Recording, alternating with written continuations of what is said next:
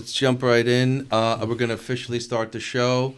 Ed Notella, CYberMasters, our guest, Roy Pflager, the overseer, the main guy at Legacy Optical. I don't know about the main guy, but yeah. One of the guys who's making the brand move, Legacy Optical. Very interesting business. We're going to be talking about it. And we're going to do a little interesting thing on your website that tells me what glasses fit my head the best, which I still don't really know. I've got all kinds of wacky glasses. Some fit, they don't. I don't know what's going on. You got the coolest glasses. They're see-through all around. Thank you. Welcome to the show, Roy. Tell us you. a little about yourself, my friend. A little bit about myself is that I have a varied background. I grew up in the middle of Suffolk County over in Selden as a young Selden. kid. Yep, Born in Selden. Went to Newfield High School, graduated in 1981. I was kind of a technical guy, so I was blessed there that Newfield High School actually at the time had BOSTEs in-house. And, Really? And I actually had a 4-year electronic program that I was involved in. And what was interesting, it was the late 70s, so it was when analog electronics was making the transition to digital electronics. Okay. We did have the teacher was was a partner and the founder for Lambda Electronics, so the guy was brilliant. Lambda Electronics? Yeah, Lambda Electronics. He was big. It was a government contractor back on the island, back in the heyday. So many government contractors on Long Island. Yeah, right. Yeah. So so I did that. So I have electronics background. I used to design circuit board to the circuit board level, the components. I would make. You made motherboards? You know how to make a motherboard? No, not to that level. But the thing was, I designed boxes that DJs would use for light boxes and stuff, and discos that would go to the beat. You could control it to the beat of the music. Oh, get out of here! Those light boxes, very cool. So I did that out of my bedroom. What I also did is I worked for my uncle who owned an automotive repair shop in Selden. Okay.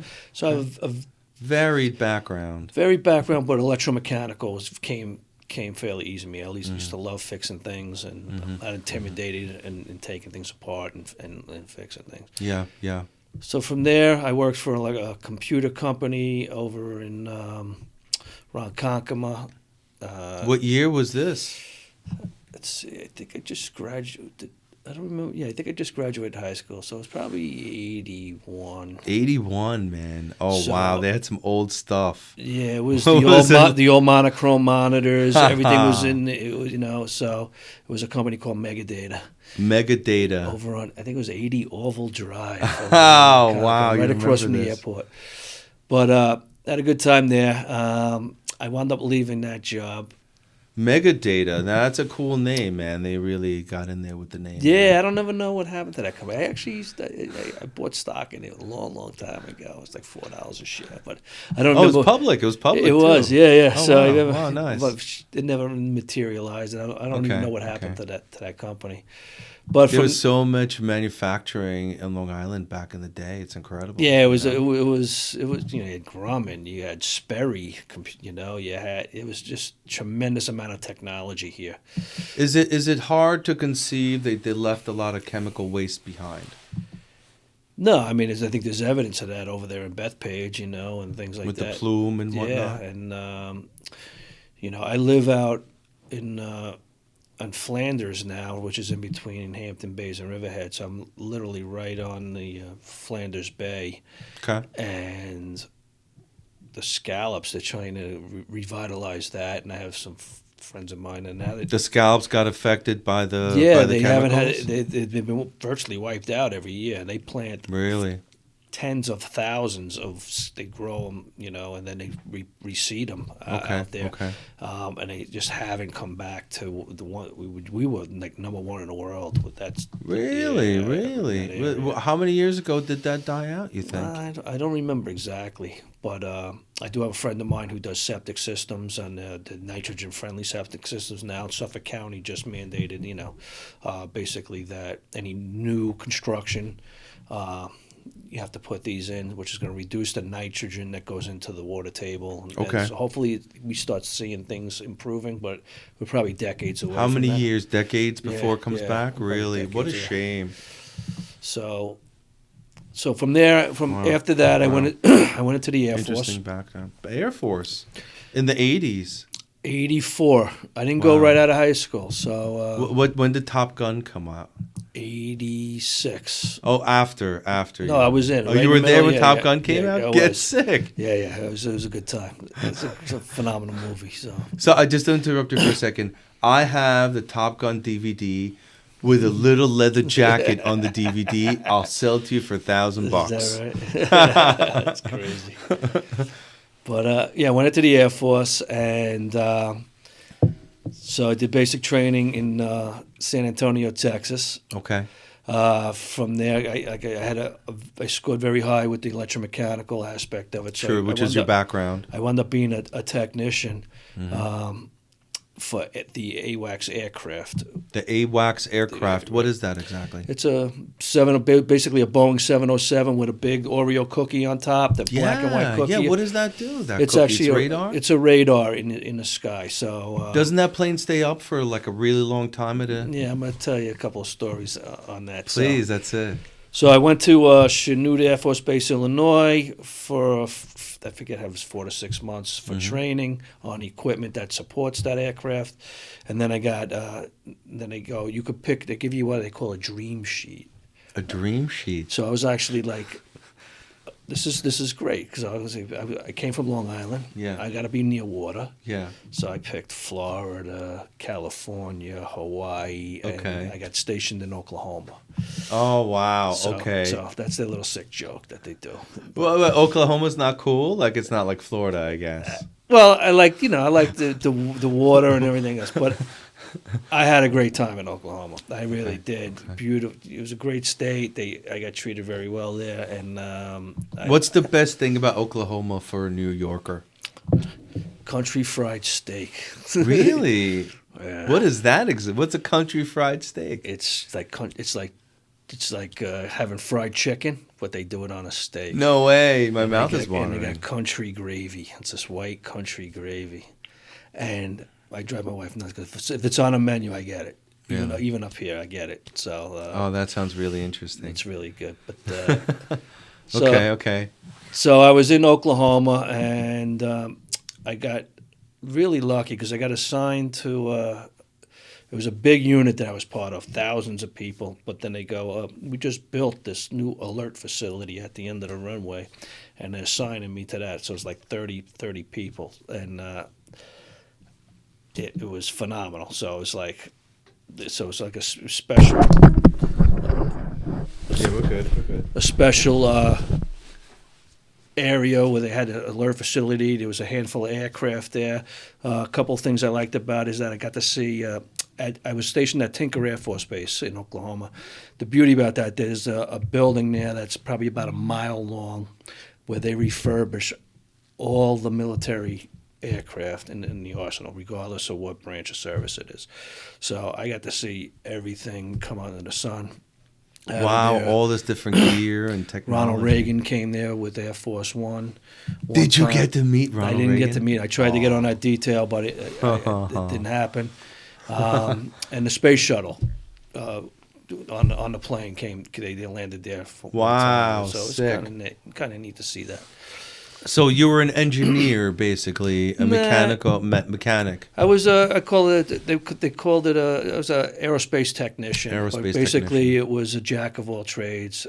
It was generators, diesel motors, gas-powered units with that ran on jet fuel. Hydraulics, neutralics, air conditioning, heating systems. So it was. How were the health conditions when you were working on this stuff over there? It was good. Everything was great. Yeah, it was never an issue. We had hearing protection. So that was good. And then I was. Wow, that's interesting history. Yes. I was 20-something years old then, and then my boss comes up to me one day and he goes, "Do you want to go on a TDY?" And a TDY is a temporary tour duty, so it means I'm going to go somewhere. And I go, "Where to?" And he goes, I can't tell you unless you accept. Okay. So I'm 20-something years old in Oklahoma. I'm like, oh, I'm going. So I wound up, it was a trip to Jordan. Okay, wow. With the AWACS. Saudi Arabia has purchased several AWACS, and we've trained them on it. And this was during the Iran-Iraq war. So we had one of our missions for our unit is that we had a plane in the air 24 hours a day, 7 days a week, when Iran and Iraq were bombing each other to make sure that was that radar vehicle. Right. So we made sure that all the planes that go back and forth were staying on the other side of the Mediterranean, and I guess that we were protecting the oil interest in Saudi Arabia for our benefit. So you were on the plane, or you were on the ground? I was on a plane. I was support for the plane. Gotcha. But but on that, what's the difficulties with keeping an airplane in the sky for that long of time, for weeks on end? Well, it's not one plane. You have. There was, I think, I forget what it was, a handful of planes that we used to rotate out. So if a plane had a malfunction, sure, another one would go up, and then they'd land that one and continue that way. So so it was always maintaining that. And wow, that's amazing.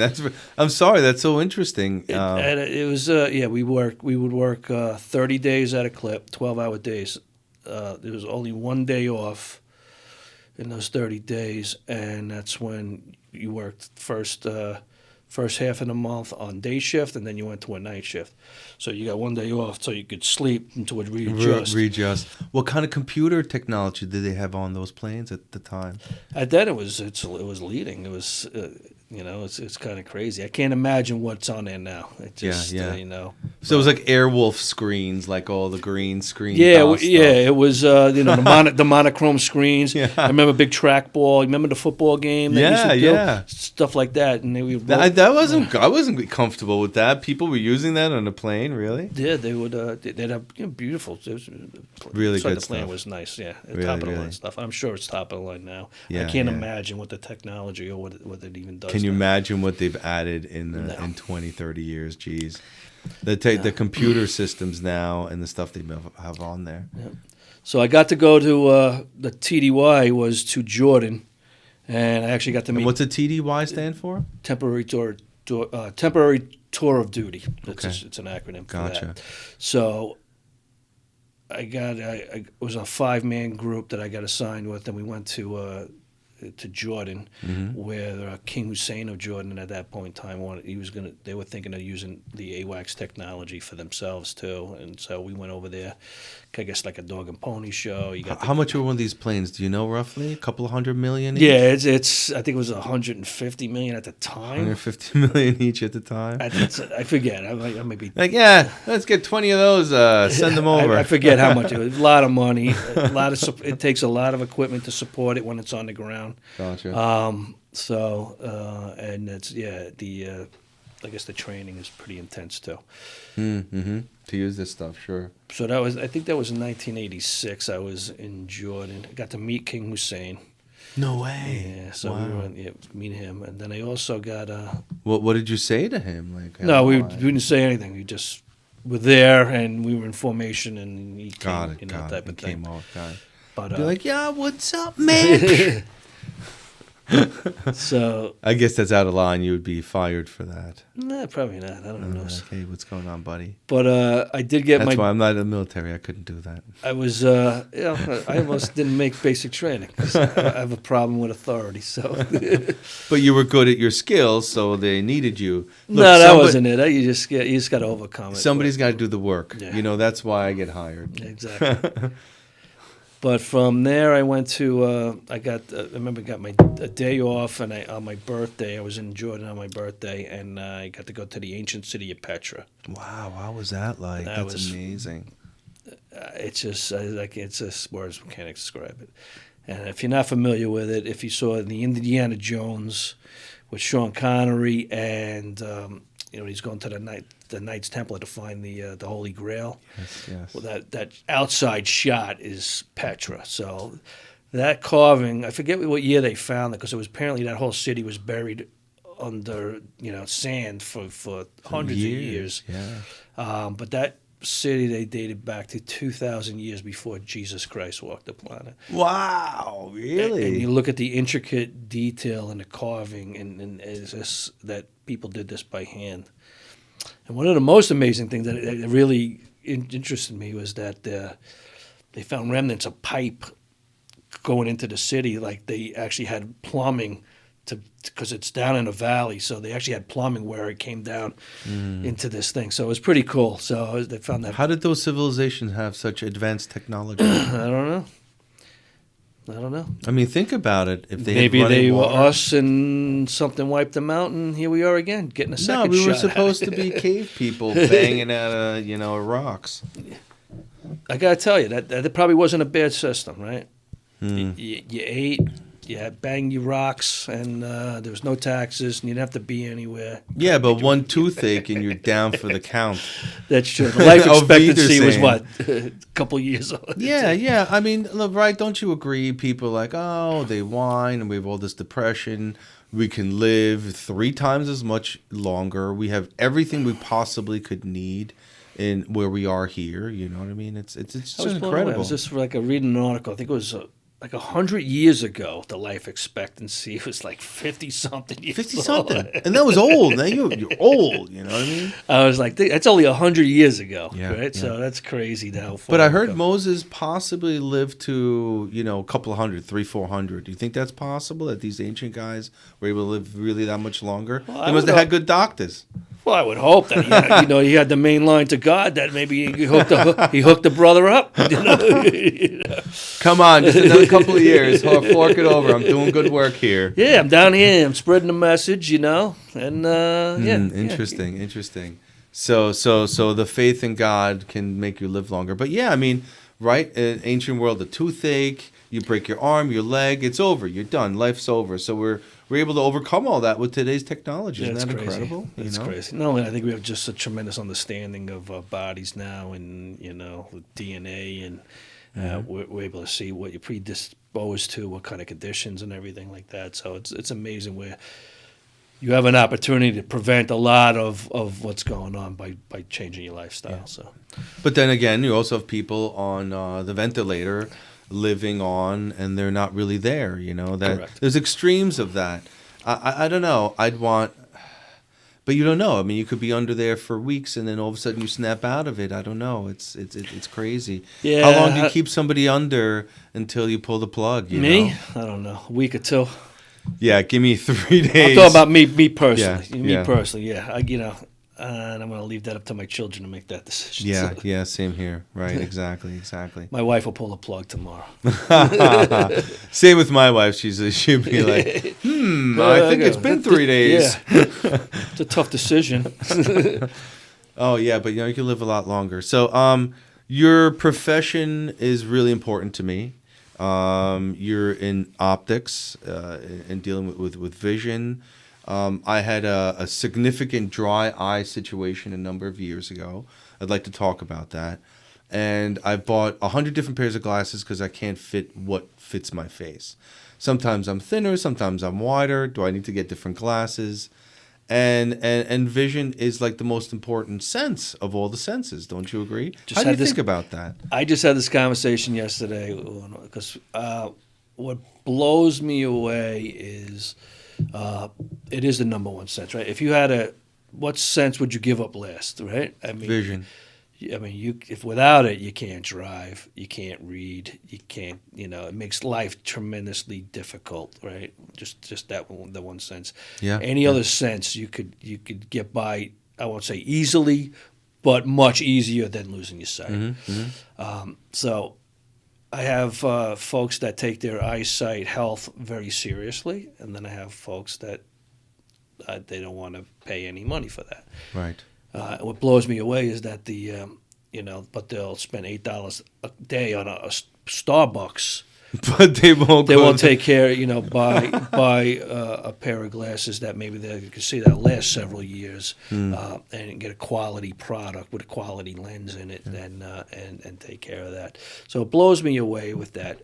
And I do have products for both ends of the spectrum. So when somebody comes to me, what we pride ourselves on at Legacy is that we want you to see.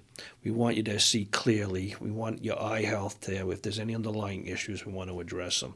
We're not, I don't want to put a competition down, but we take a lot of pride in eye health where we are. You'll get an exam that you won't get anywhere else with us. It's just that's what we pride ourselves on. So if you have dry eye, you go to your doctor. But if you have a dry eye situation, they can come right to you instead, right? They can, and we treat dry eye. And by any means, I'm just as a disclaimer, I am not a doctor. Okay, so you're right. But you look like a doctor. I just want to. We talked about that before the show. And I could probably fake it for a little bit, but I'm not a doctor. And you have really cool glasses. Can we just look at you? They're clear all around. What's the story with those glasses? They're clear all around. They're clear all around. That's the glasses I would want. You want to try them on? No, thanks. So anyway, these are clear. These happen to be Oakley's. Oakley's? Yeah. Nice. So these are progressives, which so I can see distance and read my devices and things like that. So it has multiple prescriptions in them. How come I don't see the layers like with the line? The way they do it is different now. You used to see a line where the bifocal was and things like that. Now the lens technology, they do what they call a digital lens, and the way it is, and it's you don't see the transition line anymore. You don't see the transition line. This particular lens also has the transitions in it, so if I go into the sun, it'll darken.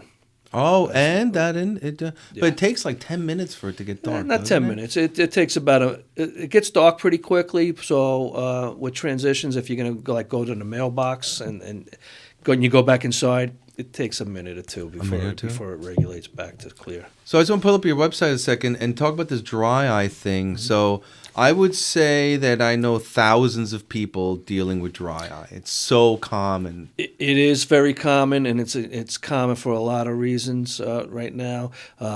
Environment is an issue. Does the heat do it? The heat environment. We saw a rise in it, especially coming out of COVID, from wearing the masks. Really? So so we don't know if it's because of the breathing issues. It's pushing air into the eyes, right, sort of? You're not breathing out away from your face anymore. It's keeping everything here. So I don't know if it's directly related or not, but we just noticed that after that time, we saw a lot of those issues. Why doesn't, getting 14 bottles of Visine and shooting that into your eyeball all day long work? Well, it's like anything. It's like you're treating a symptom, right? So we're going to need to get to the root cause of the problem, and that could be a different issues. It could be diet issues. It could be you're dehydrated. I have dry eyes every once in a while, and I find every time I do, it's because I'm not drinking enough water. And you'll identify that? You'll work with patients to that level? Listen, this is coming from this. It's from the mask. It could be. Well, we need to determine. So there's a lot of things. So one of the things we do is we do have doctors that will examine you and try to determine really what the issue is. Okay. There's therapeutics that are available. Some work differently on other folks, and that's one of the things that we do. So you have therapeutics, but also, hey, listen, you must be sitting next to an air conditioner blowing in your face. Well, one of the things we do is ask the questions, right? So we try to get an idea of what environment you're working in, and then is that contributing? Do you have something health related that's going on that's contributing? Is it diet? It could be a lot of factors. But one of the things is that there are a lot of people suffering from right now. You get the itchy eyes. You're constantly rubbing them, which doesn't help. It could be a tear duct issue that's not producing fluids to keep your eyes moist. Interesting. Well. You say dry eye diagnosis and treatment. Using eye drops to increase moisture in your eyes is one of them. Use of some medication. Lacrimal plugs. What is that? Those are plugs. So what happens is sometimes your tear ducts will narrow or close, or clog or something, right. Or close. So really, they won't. They won't open up, and you won't get the fluid that your body naturally generates. So you can't cry either. You like? Well, it depends. It might be reduced. It depends on the severity of it. But those plugs are kind of what they do is they do that and it reopens those up. That could be an issue for dry eye. Really, that's called lacrimal plugs. I don't know how you pronounce it. Interesting. Blocks the holes in your cornea to preserve the natural tears. And surgery to unblock clogged glands. How often do people go to surgery as an option? It's an in-office procedure, so it's not nothing crazy. But we do several throughout the year, depending on it. And you do that there as well? We do it, yeah. Gee, you got like a full-service place there. We have with 3 wonderful consultants. doctors there. And you're in the Hamptons, right? I'm in Hampton Bays. Hampton Bays, got it. And people come to you from all over Long Island? Do they come from the city even? We do have a lot of city folks. Really? Because they usually have summer homes out that way. Sure. During COVID, a lot of them left the city and stayed out that way for various reasons. And Sure. Work remotely, whatnot, right? So we saw a lot of them stayed. So, but we do have quite a bit of transient people that go back and forth. The practice that we purchased was from the retiring doctor. So just to give you a little history of it. The practice was Seifert Eye Associates, and Dr. Glenn Seifert was the doctor. My wife worked for him for 27 years. Wow. So he retired in 2020. And he was talking about retiring right in 2020, right before COVID hit. Okay. And he wound up making the decision to retire, and we purchased that practice. Oh, my wife from and- him. from How him. lovely. That sounds So- like a lovely man to want to sell it to his staff. Well, and that's why we call it legacy. So it's his legacy to my wife is continuing, and we actually have 2 of our children are optometrists in the practice. They were up in Bring a tear to my eye. yeah. See, I solved your dry eye. No, but hold on. That's really great story. So he wanted to kind of leave it with you guys and leave this legacy behind. Well, I don't know if that was work. the initial thing, but we gave him an interest that we were interested in buying the practice, and he gave us the opportunity to do so. Beautiful.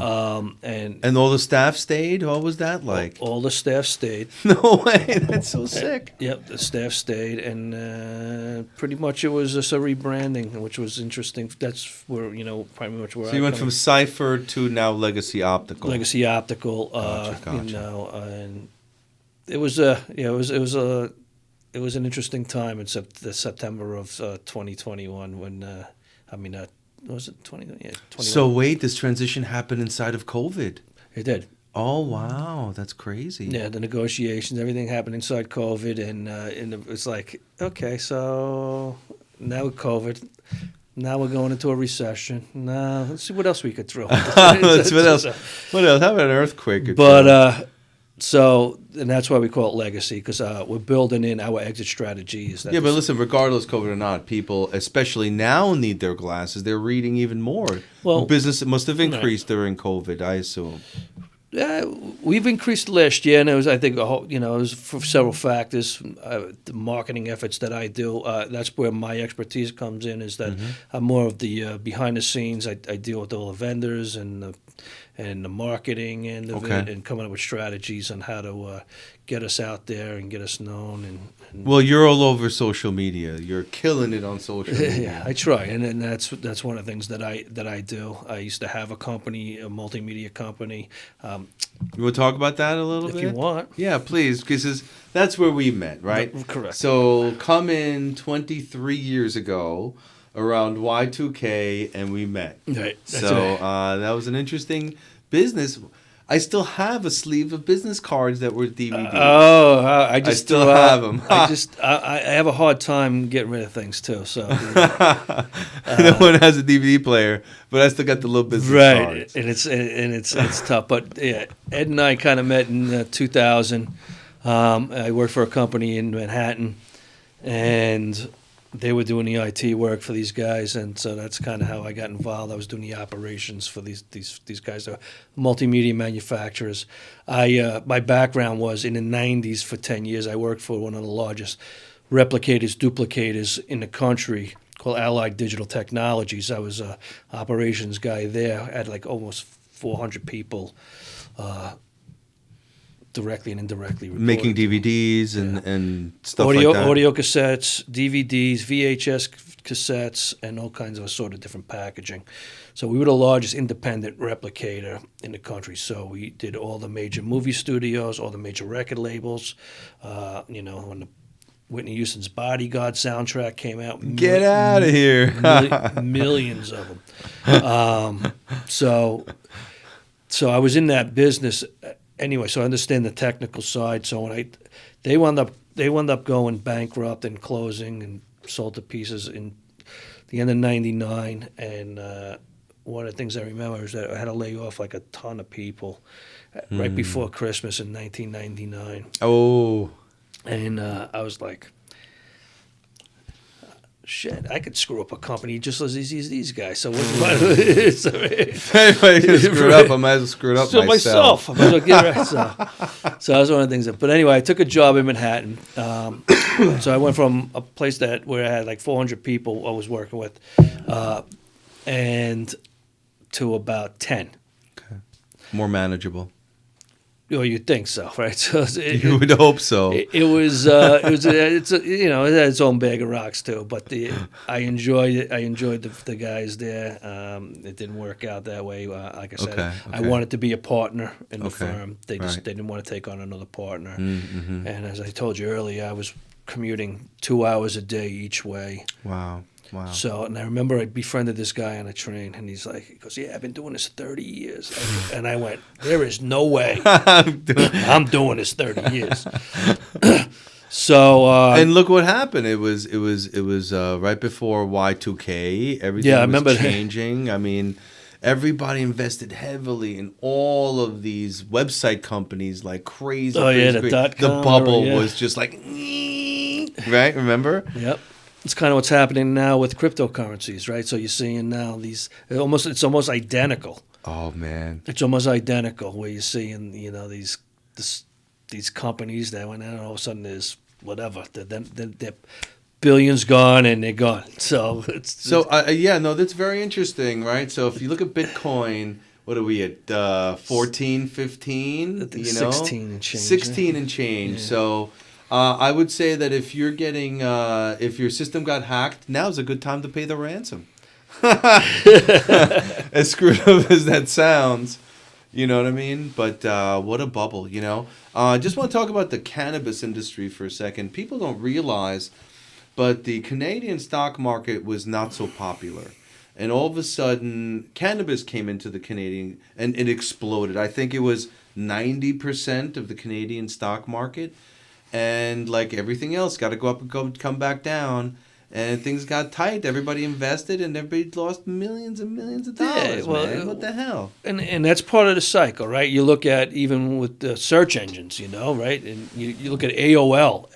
You ever think AOL would be gone, at the time? I remember logging on through my 1440 fax modem on CompuServe and you had to know DOS and all this stuff to log on. But it was insane. And I used to tell people, I say, go hit the button to watch my web page. It would load, and you could go make coffee, and then it'd finish loading. You hit the next page, and it took minutes for the page to load. Well, why did DVDs completely disappear? Well, people, it was interesting because what's funny is now is that you look at vinyl is making a comeback, right? So it's crazy. But I think people like convenience over quality. Because definitely the sound quality was better.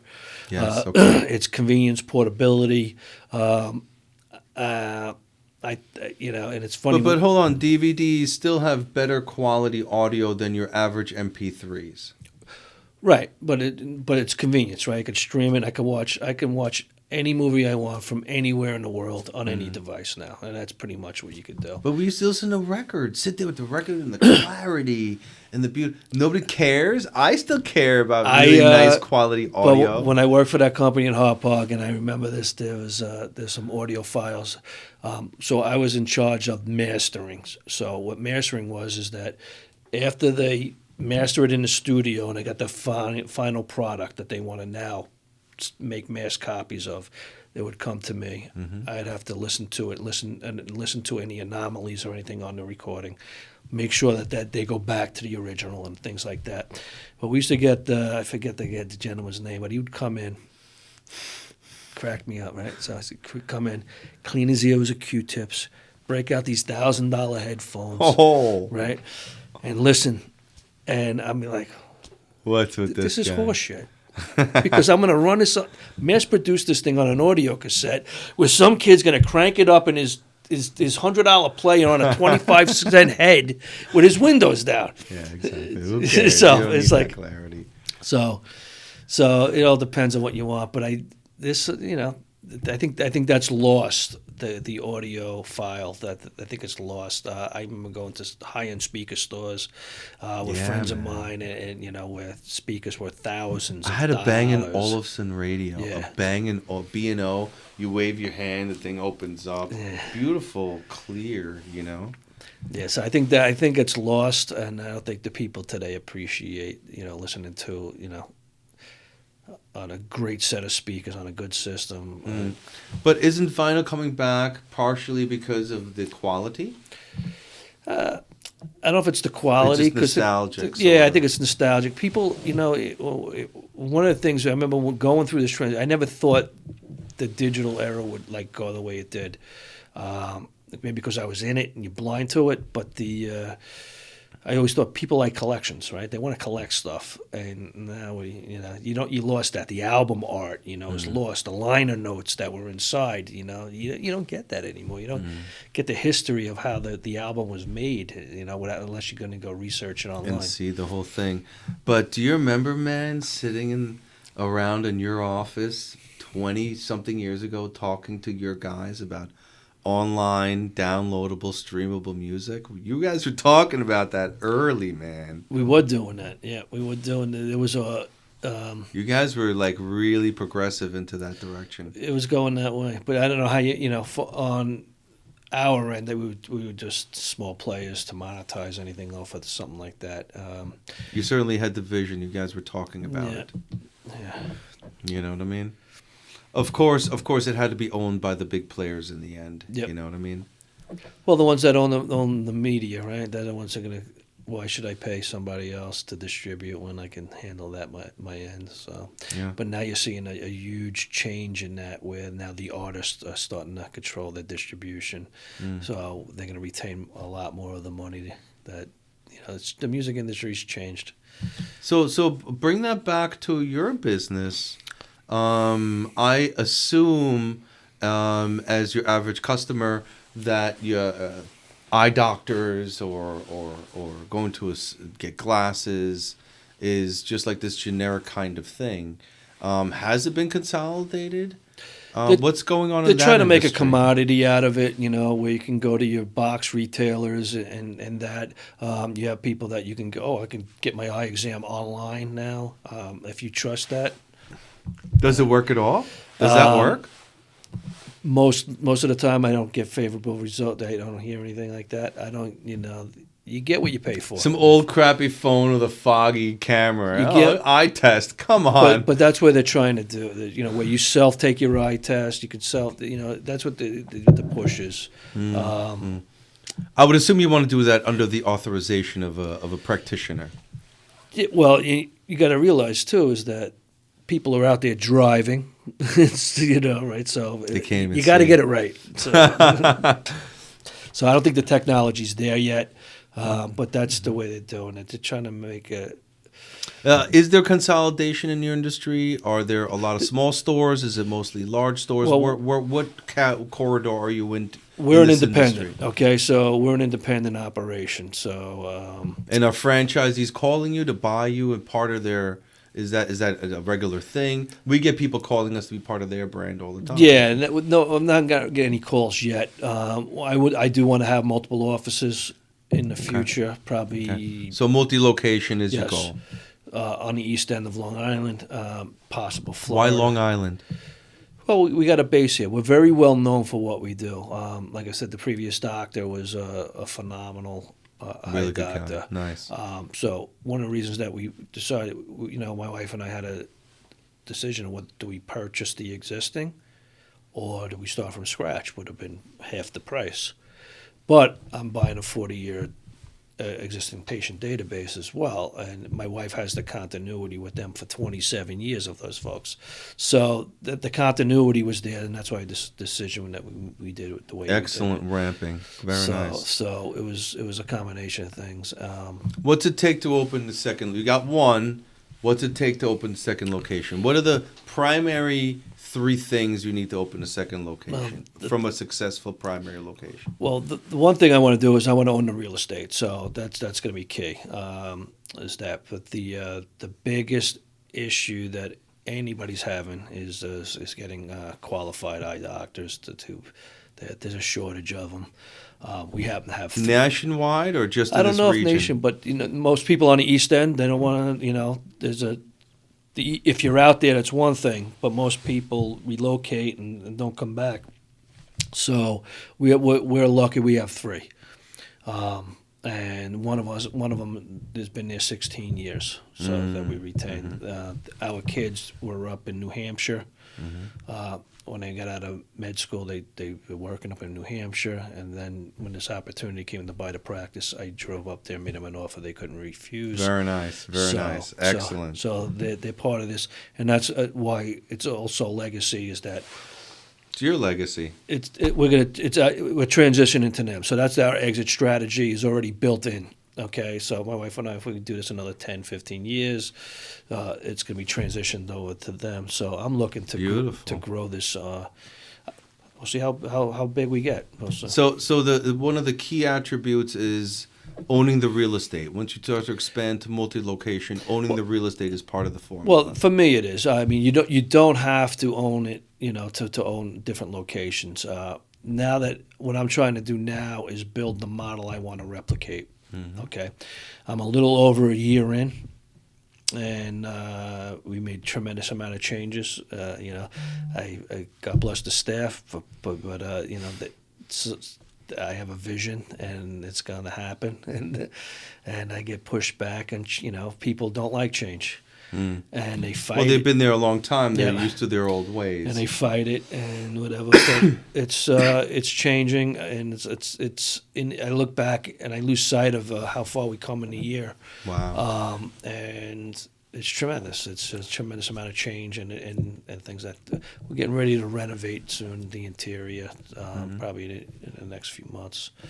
When you start a second location, is it important to branch off somebody from the first location, or are you starting fresh with all new people? One of the things I'm looking to do is, right, so you have, the issue is that we do a lot of insurance. So the problem is you need somebody at the front desk that's competent and understands insurance. It takes a claim form. That learning curve is pretty big.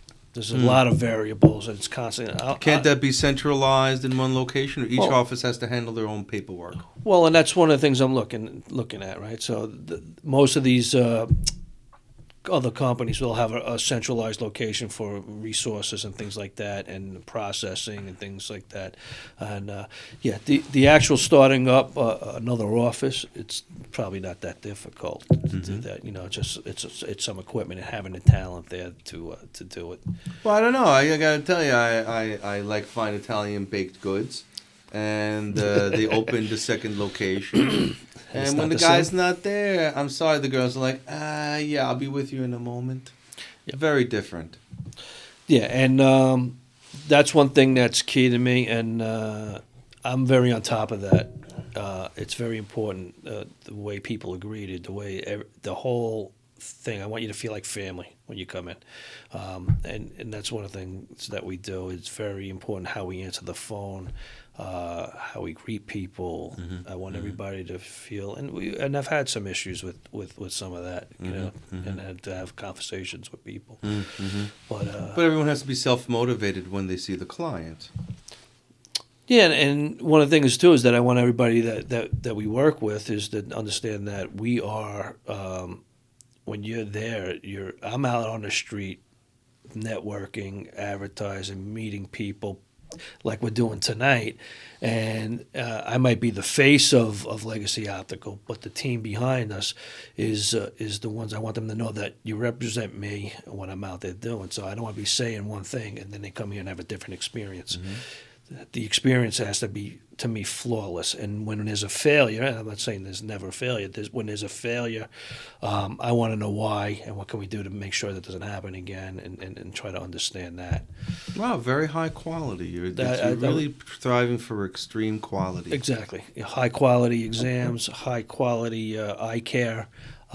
We don't use inexpensive products and materials. Our job is to get you to see very well, and obviously there's different budgets for everything, and we have a product for everybody. So we were talking about this a little bit before the show. So someone who has dry eye, and there could be 100 reasons why they're getting it. You'll sit there and you'll help them kind of figure out where it's coming from and do more than your average eye doctor who's going to just be like, here, take this and go. We actually find the root symptoms. We have things called Brutamask, which is Bruder mask? A Brutamask, yeah. You can buy it over the counter. We sell them, but it's a Brutamask. If you have dry eye, you could put it on your eyes, and you can do heat or coolness, and it'll alleviate some of the symptoms from that. Really? Bruder. Yeah, it almost looks like a mask when you're going to sleep. Sure. But it holds moisture and heat and whatever you feel like you need to do. Interesting. How much dry eye is dietary or comes from dietary compared to environmental that you've seen? Now you're getting into the doctor realm, which you're not a doctor. You're not a doctor. But do you feel that more people are environmentally affected from it or biologically, sort of? I think it's a combination. I think most people don't really realize how they don't drink enough water. Most people. Oh, dehydrated. Yeah, which complicates it, right? So that's it doesn't matter what we do after that. If you're not hydrated, then we're not going to solve you. That's part of it. So it's being properly hydrated. Make sure everything in your eye is functioning properly. And then sit there. Sometimes your eyes you put drops in, and then everything starts getting back to normal. Interesting. And then you have to okay. do that, so. And people can reach you right here on this website here, Legacy Optical. That's your logo. Yep. And your phone number is right there. And anyone in New York, people can come from New Jersey. They can come from Manhattan. Yeah. And anywhere on Long Island. I get people from Montauk to Manhattan. So really, and we're located. And you have 40-year legacy there, man. It's over. The Dr. Cypher started it over 40 years ago, and we're continuing, his work. So. Do you still get to see him once in a while? Do you talk to him? We do. Really? Yeah, my wife had lunch with him last Tuesday. So. Oh man, it's just so amazing. That's so beautiful. Yeah, he lives in Southampton with him and his wife, and we see them. I'm looking to have dinner with them soon. So. Oh, very good, very good. Yeah, so when do you see this expansion happening? Where do you expect us to see you next? Well, the issue is going to be doctors. So I want to get this office to the point that I'm satisfied with basically my work is done here. Okay, gotcha. Which I would say it's another year or two out. Okay, okay. To really build that model where I want to replicate it. Okay, where you got that model perfectly down. We do have. Is it going to be franchised? No, it's going to be privately owned right now, by you. Yeah, right now we're just keeping everything under the same roof. Mm-hmm. We do have a couple of part-timers that work for us that are actually becoming eye doctors, so they're probably 4 or 5 years out from graduating. Wow. And they're awesome, and I'm looking to hopefully by then. We'll have a home for them. That's the plan. Wow. What do you plan to do in retirement? You gonna? I'll never retire. I'll never retire. I can't afford to stop moving. Yeah. I can't afford. You look like you really gotta always do something. Yeah, I gotta stay busy. I also day trade stocks. Oh, nice. So. What's the stock? Can you give people a little thought about what direction things seem so volatile right now? Yeah, and that's where I make the money is on the volatility. So gotcha. It's. So I don't care about the stock. I don't care about what they do. I don't care how profitable they are. I have my setup is I actually day trade. I'm in and out in minutes. Really? Minutes. Okay. Which I'm probably in my 5th year. I'm just now getting it. So really, okay. So it took 5 years. It was a huge learning curve for me. Wow. And I'll say stock trading's pretty easy. It's your psychology that you talk to yourself is what makes it difficult. It's you psych yourself out. You're just constant battle of fear and greed. That's all it is. It's a So constant it took you battle. 5 years to kind of ramp up and make some Well, money? I took take the emotion out of it now, and yeah. So it But they was, tell you, buy the stocks you're familiar with, buy the stuff you know. well, it depends on what your strategy is, right? So let's say you want to buy like now. If not that I'm a financial advisor, but when things are depressed like this is Yeah. where most millionaires are made, is in a Mm. recessionary type of thing. Mhm. So just keep investing. Buy You low. look at Warren Buffett, right? He's not scared of anything. He puts money in. He keeps buying things. So and it looks like it's done well for him. So he just yeah. And you believe technology will continue to be on the rise here, so there's no fear there. No, I think we're not even scratching the surface. I think Yeah. I mean, what's your feelings on the metaverse? I mean, that to me is Well, they're saying it's going away. I love the metaverse. I'm in it all the I time. can't Why? see It's fantastic. I've never gone into it or experienced, but I see the potential is going to be tremendous. I mean, from an right. educational standpoint, and I don't think you're going to have universities anymore. Yeah. It's going to be crazy. No, it's beautiful. I certainly have no problem with it. I enjoyed very much. One of the most amazing things you could do in the metaverse is Google Tilt Brush. So they give you an empty space. You can paint whatever you want. So actually, I go in there and I'll paint little things. And What do you have, give it to Oculus? them. Or You get either Oculus 2. Yeah. And you can go in there and paint the entire background. Give it to somebody else. They can log in and look for stuff. It's really cool. so it could be like collaborative on there? Yeah, so that's cool. I did mine to give to my son. He added to it. It's really cool. So I don't see it going anywhere. Maybe they overspent a little bit, but you got AR coming now too, where it's overlaid on the glasses, which is the next thing I want to really bring up. Are people going to get into the artificial reality glasses? Because Apple's going to release them shortly, and they're saying their prescription, the whole thing, and in the lens you have the overlay of your desktop. What the hell's going to happen? Well, here, buddy? Google came out with Google Glasses years ago. Yes. And this is before I was even in this. I'm always interested in technology. I love technology. I embrace it, and I tell people that if you're not embracing it, you're going to get left in the dust. So you might as well. The latest phone, the latest thing. I'll switch back and forth from an iPhone to an Android phone sometimes. Yeah. Every few years or so. But I just got to understand, so I know how to use this stuff. I have family members that didn't embrace it, and they're Left behind. left in the dust. And so I force myself to embrace it, and I'm constantly reading. I read a lot. I'm online a lot, and but actually Ray-Ban just came out with a sunglass that they partnered with Facebook with. And I have one at the office, and it's called Stories, Ray-Ban Stories. Okay, I never heard about this. Tell me more. And it's pretty cool. So it's a sunglass. You can't put an RX in it, and basically you could just you download the app to your phone, and then you can just say Facebook shoot video, and it's 2 cameras, and it'll start. And it's called what? Ray-Ban Stories. Really? And you sell them? We do. Really? Okay. Yeah. Facebook record and it's off the Facebook record, and it starts recording. It does 30-second clips. You can say, take a picture. It has a full speaker system. You can talk on your phone with it, to Bluetooth audio. So it's to me, it's probably a little early. I'm not crazy about the technology. I'm like, all right. I'm into it. But I got it. I had to try it. I got to, So if somebody comes in and they're interested, I demo it. So But you know what I'm talking about. So Apple's coming up with the artificial reality. Right, it's supposed to change whatever. Yeah. Isn't it a screw with the prescription? I mean, is that going to be okay? I don't know. We'll have to see. So I mean, the I'm entire not worried industry is going to go upside down. It's one thing if you're sitting at the desktop, right? It's another thing where now I don't know if it's going to be upside down. You'd be surprised at the amount of. Do you want your texts in your peripheral vision at all times? Probably not.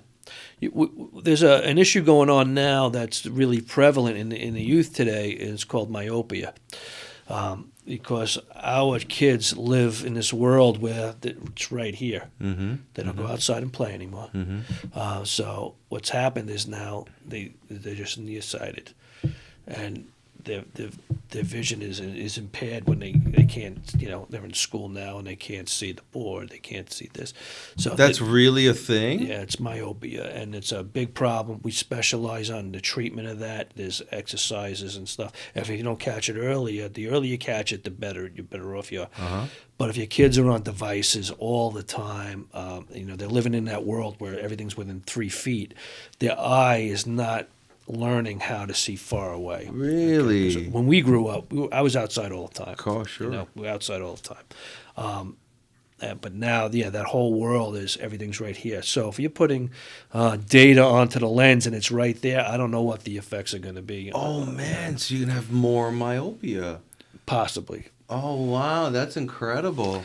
Right, because everything's getting closer to the face. Everything's right here now. Our whole world is right here. And, yeah. Really interesting.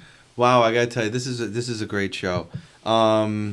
Anything you'd like to add to our guests of what they think about what's coming up in your business or in the industry? Well, the AR glasses are really concerning. It sounds like when they come out, we need to talk about this again. Yeah, there's as the technology comes out, like I said, this technology came out with the Ray-Ban Stories, and, Yes. and I had to check it out. I was like, that looks kind of cool. Let's see. If somebody asks about it, I want to be educated on it. Yeah. So I don't think humans really are aware of what's coming with the VR glasses do to you, what those glasses do to you. I'd love to do a study here and sort of demonstrate that and show people what the effect is. I mean, I wasn't really aware of that. myopia. You can Google it, and you'll start learning about that. Especially if you have children that are on devices. They're on their phones, their iPads, they're on a computer. Everything's within like 3 feet. You start realize they don't. They're not. It's just a different generation. They're not outside as much. So your eyes, you're restricting the growth of the way your eyes. I wonder what the long-term effect of all that is. It's going to be interesting. We're starting to see it already. So the effects of it now amongst the youngsters. So especially if you're school age and having difficulty, that might be something to check into. I guess what's the purpose of having the long? I guess you want to be able to see your world around you. Right. Well, what happens is then you go like this. You can't read a sign. You can't read. Oh yeah, you can't see anything. Yeah, but who cares? It'll be in your glasses soon. We'll see. You know how it is. Sometimes there's always. Well, hold on. Is that positive for the world? So you don't have to look long distances? Isn't that better? Maybe. Well, can you function? I know if I'm driving without my glasses and I don't see the sign till I'm on it. So therefore, is it possible the future is better off with AR glasses while you're driving instead of squinting? Maybe it'll improve humanity again. We're used to doing it the old way, but here comes something beautiful. We'll see. Listen, I embrace technology, so we'll see. Yeah. I don't know what the long-term effects are, and I don't think. Sometimes I don't know if they consider the long-term effects when they roll some of this stuff out. So, but we'll see. But I remember when Google Glass was coming out, I'm like, I can see my email right here. Click it. And I was like, I was that guy. I was going to get one of the first pair. It's like, but they canned it for a reason. So. Yeah. Okay, so that's the one thing. But now there's a wave coming out of all these manufacturers. And the Apple ones look really cool. I don't know if you've seen them. They look Apple's really great. Cool. Apple's probably one of the top companies in design. So they just do a phenomenal job when they design something. So I just want to end the show with this really super interesting thing that I saw on your website, which was the frame selector. Okay. Yep. Let's pull this up for a moment here. 1 second. So I thought this was really freaking awesome. And I'll tell you why. You can select your frames, and look at that. Yeah. You got a square head, you got an oval head, and it tells you sort of what kind of glasses you should get. So I've bought 80 million different pairs of glasses. Sometimes I feel thin, sometimes I feel heavy. I don't know. Like, what are these? Is my head oblong? Is that? Am I oblong? No, you got a kind of like an oval head. You got a kind of like an oval head, I guess. Oval? I think ours is similar, no? Yeah? I think so. So it's more oval, huh? I would think. Okay. Let me jump back there for a moment. Here we are. Sorry about that. Okay. All right, so I'm going to go back to this oval head thing. So you think it's oval, huh? Yeah, I think right there. Wow. Okay, so these more rounded glasses would be more fitting, I guess. Or look at these modified wire. That looks pretty cool. I would wear those, right? Well, it depends. So oblong head. So it's important to look at the head shape. Well, look at this, heart-shaped. Okay. So you what gotta test it out here. Yeah. So what happens is cool. right. So the doctor does the exam on you and comes up with a prescription, and that case, and then what happens? You'd be walked over to the optical side. My wife's the optician in the place, 27 years. This is where her expertise is. She is phenomenal at what she does. Making you look good with the glasses on. Well, it's not only making you look, make sure they fit properly. Okay, because you can get people that you can go in and get and have a great exam, but if they're not fitting properly and all of a sudden you'll see people like this. They wear their glasses down here, and because something's wrong. Something's wrong. Right? Something's wrong. So they weren't fitted properly, or somebody didn't. Interesting. I'm noticing too. It's like, some are sexier than others. You know what I mean? Some right. Like you, and they're just showing a black outline of a frame, but we have colors. There's different textures and so what if you're in denial? Because I think I have an oblong head. I don't think I have. I'm sorry. I think you're looking at me wrong here. I think I got oblong. Okay. No, I do have oval because I'm fat. I'm fat too. So it's more on the oval fatter side. than you, so. Those are nice. I don't know. I could sit for hours and play with this. It's. I haven't seen this on the site yet, so. We actually have it. We have a thing called a smart mirror, so where we can actually take your face and you could to frames, and we can actually put frames on you, and you could see yourself in different frames side by side. Really? Yeah. So we do that as well. So that's a new technology we brought in last year. So it's. Wow, very interesting. Well, everybody, thanks for watching our show. We can go on and on. I'm going to ask you to come back to talk about these AR glasses and the effects it's going to have on our vision. I'm really concerned on one specific thing, all right? So here, folks, listen to this, right? So here we go. Everybody's got the AR glasses. We're swimming along. Look, here's my text. Here's my thing. And then there's a glitch. Could that glitch screw up thousands of people's eyeballs? And imagine if there's some kind of reboot. It's like shoot stuff in your eye and it blows out your retina. Or God forbid. I mean, could that be possible? Or they don't like your Facebook post and they just. Listen. I don't like you. That's it. Yeah, you get have a social score like they're trying to do in China. Your social score keeps going down. You can't see and you can't start your Tesla now. Yeah, exactly. Thank you, everybody, for watching our show. Thank you very much for having me. And to be continued, everybody. Thank you.